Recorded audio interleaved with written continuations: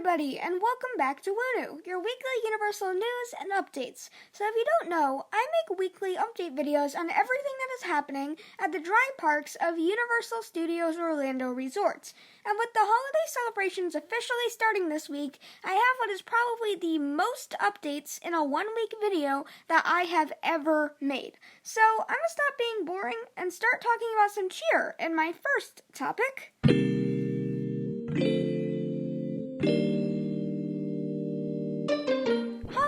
So this week's holiday updates are more than likely the longest single topic I have ever had. The only rival for this crown would be my Halloween Horror Nights updates when HHN Light came out.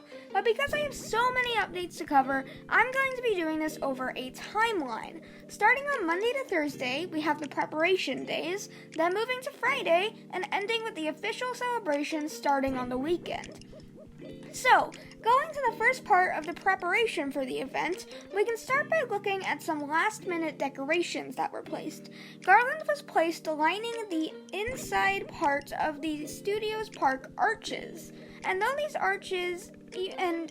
these arches, even more things were added.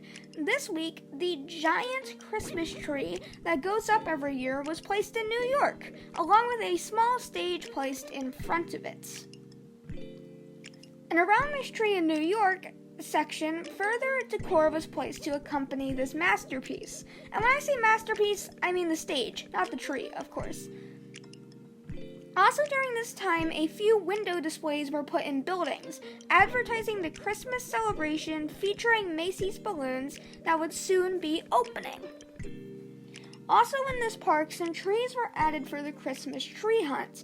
These, like the ones in Islands, were placed in major gift shops and were themed to the merchandise that they sell. This resulted in the trees being themed to the Mummy, Men in Black, SpongeBob, and Hello Kitty. We'll be back to this park, but for now, let's take a quick trip to Islands. Here, some further signs showing that Grinchmas is here were placed over the Seuss Landing archway. And while we were speaking about Grinchmas, about this time, it was made possible to book photo reservations with the Grinch. Finishing off this part of the timeline is the climax of it. On Thursday, Universal released a sneak peek of the Christmas tribute store, which is what you are seeing a sped-up version of on your screen right now. This video revealed to us the 4 rooms that are in the event, and some other things that I'm going to get into later. The first is just the general Christmas room that sells a lot of ornaments and other things that are just themed to all different kinds of things. Then moving to the next room is the Grinch room. This one room that was actually revealed to us when this store was announced.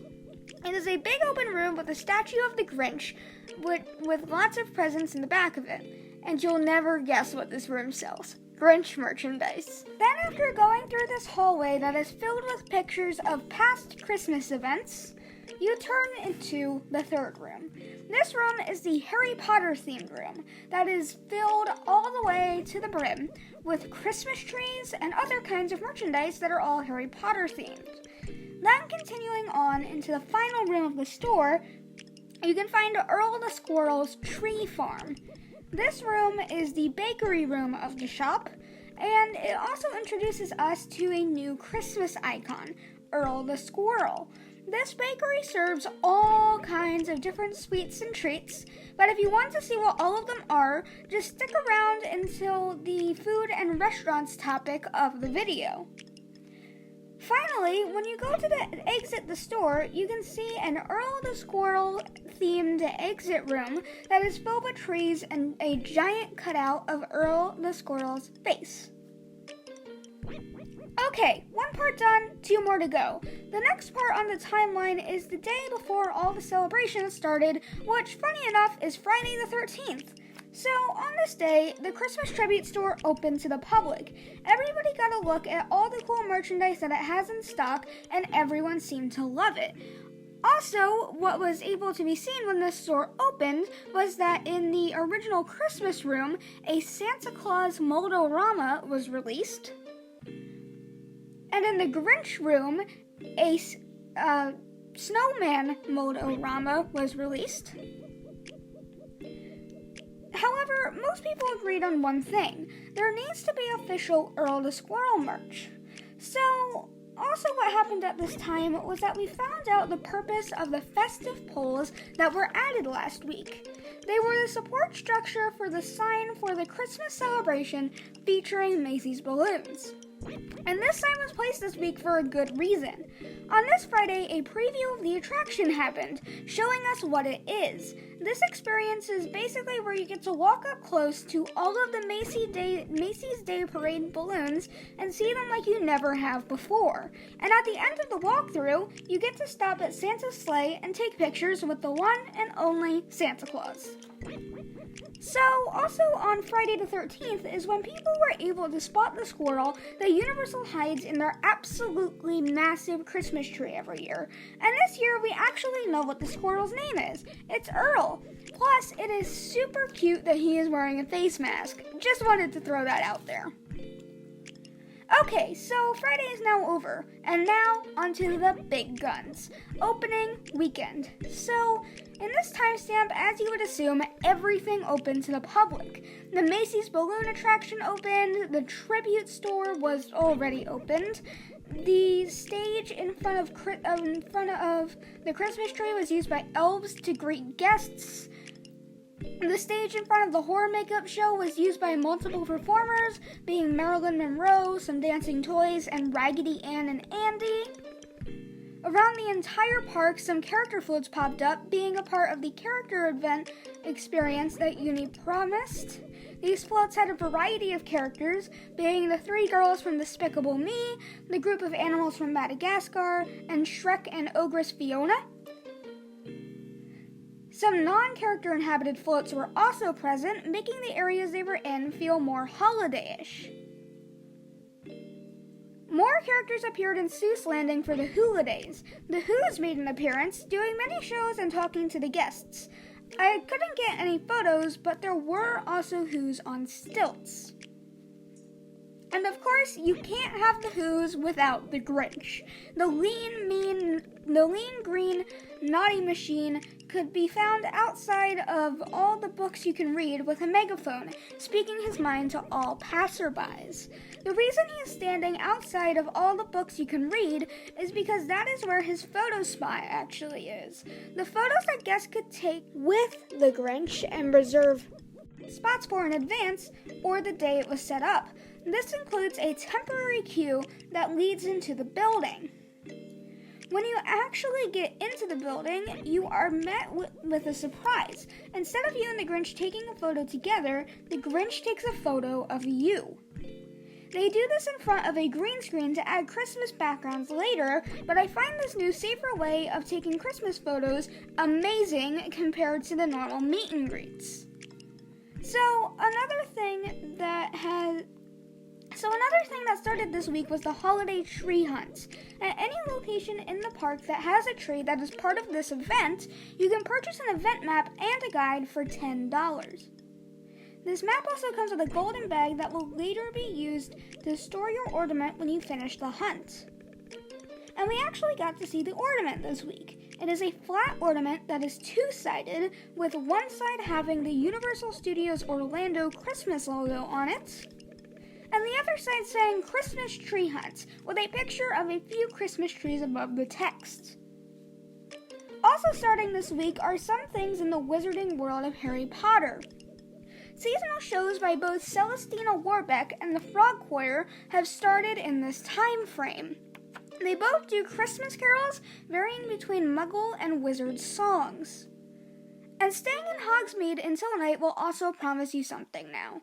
The castle Christmas projections have come back. They are a bit different though. Instead of doing an animated show with the projections like they normally do at this time of year, now they have the projections staying the same all night long. It decorates the castle quite nicely with all of the trees and lights, but nothing lives up to the spectacular that show it normally is. In news of some smaller updates, we have a map change. This weekend, the paper maps in the park were changed to be themed to the Christmas event, so even your sense of location is infected with the Christmas spirit. And also in Kids Zone, some meet and greets got a makeover. SpongeBob SquarePants, who normally can be seen standing outside of his store, SpongeBob Store Pants, has now had the addition of a Santa hat to his character. And a bit farther into the area, Barney the dinosaur can be seen now sporting a very stylish Christmas-colored scarf. Finally, it's done. Look, I love holiday updates and all, but that was a bit much. Plus, whilst talking about a bit much, let's talk about what is difficult not to have a bit much of in my next topic.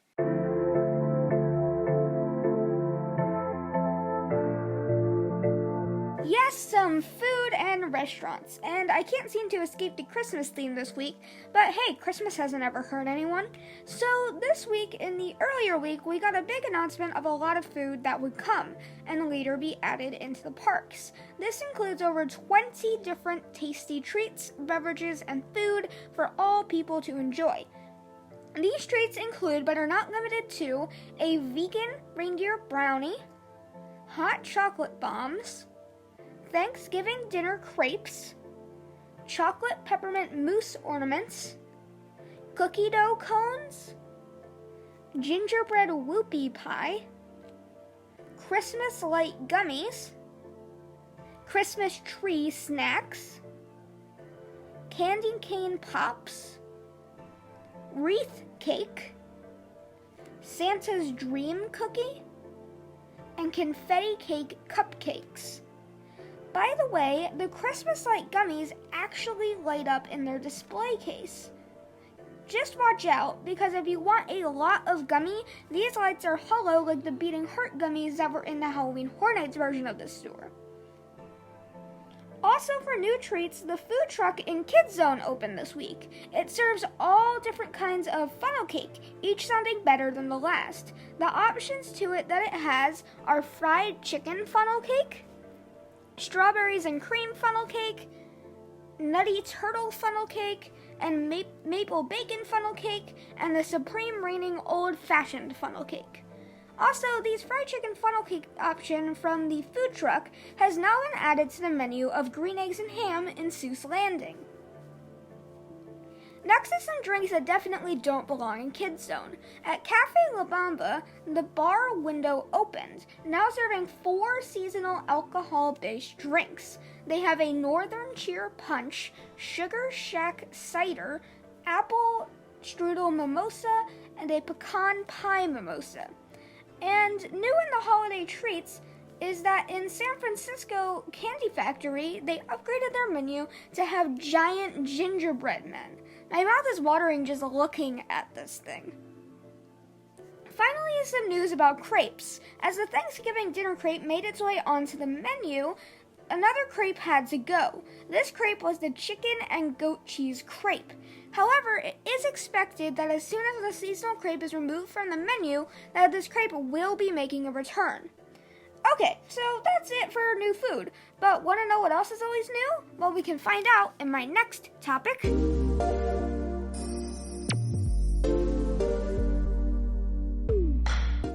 Yepers, we got some construction updates. So this week, I'm actually going to look at the Forbidden Journey locker expansion first. At this site this week, they added trees around the building, and they took away the scaffolding over the rock work. This has revealed what I am pretty sure is to be the final product, but I would not be surprised if they continue to work on it. This is uni, after all. So, on the side of the Velocicoaster, not much happened. The only thing that actually happened on the site was that the arches that were placed a few weeks ago have been detailed, connecting them together. Off the site, we can also see that some lighting that is similar to the style that is used in the ride has been placed on the edge of the path that surrounded the ride. Also, on this path, the walls by Burger Digs have been moved back now, so they're not actually covering the entrance of the restaurant. Not much has happened this week because all through this week, testing has been done on the ride later at night, and not much building happens at this phase of the ride. Not much happening. Hey, that segues me perfectly into our next topic.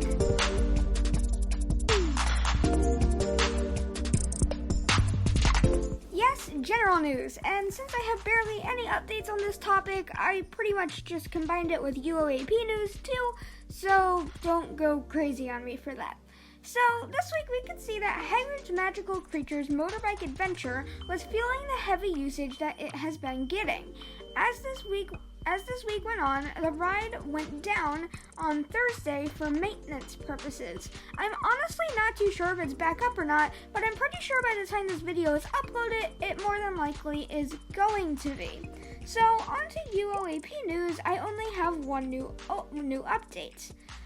The pass holder garage sale happened this week, and as expected, the sale had a lot of unused limited time merchandise items for extremely discounted prices.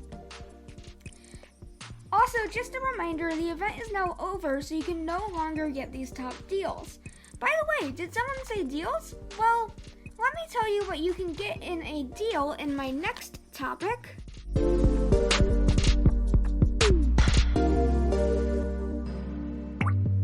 Yay, some merchandise. So this week, the only update actually has to do with the online store, so I'm just gonna get onto it. This week, they added a string of random souvenir, adding a Gringotts 3D model kit, Despicable Me plush bear, Shield of Christmas ornaments for all of the 4 houses, 2 different Golden Snitch ornaments, a Nimbus 2000, Nimbus 2001, and Fireball ornaments, a Despicable Me beach towel, a 3D Parks Icons ornament, a Universal Studios shot glass, and a Princess Fiona plush to all of that. Okay, so that was quite a few additions, but I'm never going to complain about new merch. So, that's all of the Universal Studios Orlando updates that I could find this week. I was not at all expecting this many holiday-based updates this week. I was definitely expecting some, but not that many. Also, when I said that this could be my longest single topic, I can now confirm that this is my longest single topic. Anyways, I need to give my fingers a break from typing this script, and I need to give myself a break from editing this video. So with all of that said and done, this is Wunu, signing off.